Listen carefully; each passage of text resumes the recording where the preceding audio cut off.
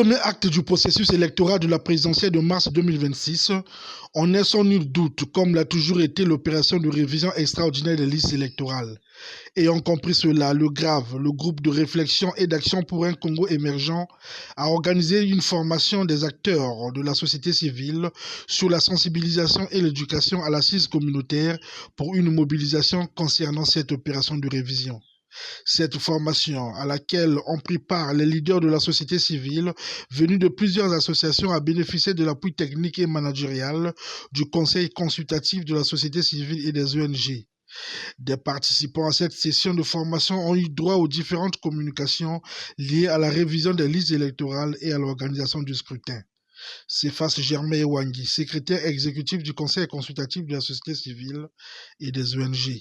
À la participation pleine et entière pour notre pays au grand rendez-vous électoral de mars 2026. Le Conseil consultatif de la société civile et des organisations non gouvernementales, par ma voix, exhorte pour cela l'ensemble des organisations de la société civile d'assumer pleinement leur part de responsabilité et autrement d'assumer la noblesse de leur mission. Inciter chaque citoyen en âge de voter à s'assurer, voire à s'inscrire sur les listes électorales. Le moment indiqué de participer au choix du président de la République et la période, nous la connaissons en mars prochain. Belinda Issa, présidente du groupe de réflexion et d'action pour un Congo émergent, s'est exprimée en ces termes.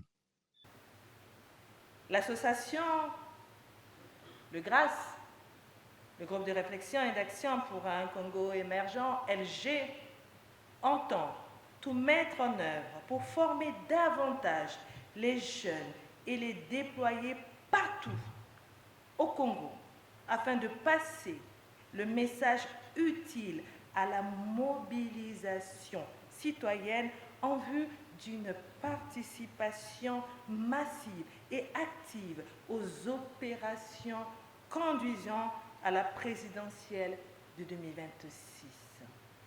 Au terme de cette formation, un acteur de la société civile s'est prêté à notre micro. Pendant cette formation, on nous a dit, au lieu d'aller pleurer ça et là,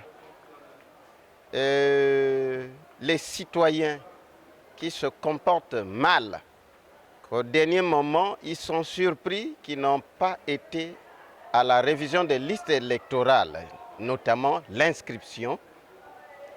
Et on nous a donné l'information comme quoi nous devons leur exhorter d'aller se faire inscrire pour élire le président de la République qui leur convient.